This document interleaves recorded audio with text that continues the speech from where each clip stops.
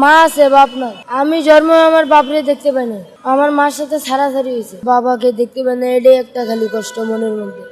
আর মায়ের কাছে গেলে মায়ে আদর করে না, দেখতে পাই না, এটাই একটা কষ্ট। বড় হয়েছো কার কাছে? নানা নানির কাছে। মা ঢাকায় আবার বিয়ে করছে, সৎভাবে 4 বেটি, তার মধ্যে 2 বোন থাকে বিদেশ আর 2 বোন থাকে দেশে। মায়ের টাকার লোভে পড়ে আর দেখতে পায় না, যখনই যায় তখনই মায়ের দিয়ে বের করে দেয়। তোমার মায়ের কাছে গেলেও মাও ভালোবাসে না? না, এই যে তোমার বাবাকে তুমি দেখতে পাও নাই, এজন্য কষ্ট হয় না? লাগে, কষ্ট হয়, অনেক কষ্ট লাগে।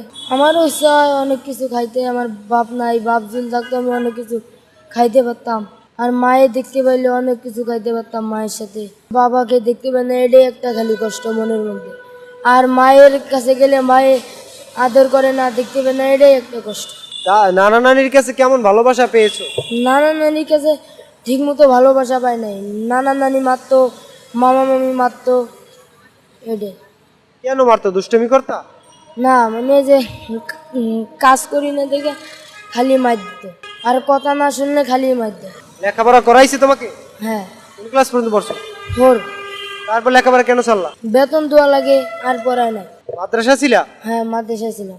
মানে বেতন দিতে পারতো না? না, আমি মাদ্রাসায় পড়তাম, আমার নানা নানি বেতন দিতে পারতো না, খাওয়ান দাওয়ান দিতে পারতো না, সেই জন্যই মাদ্রাসা পড়া বাদ দিয়ে দিছি আর বাসাতে আসি। তোমার নাম কি? মোহাম্মদ মেহেদী হাসান রাব্বি, গ্রামের বাড়ি কোথায়? রংপুর লালমনিরহাট, গ্রামের নাম? সাকোয়া।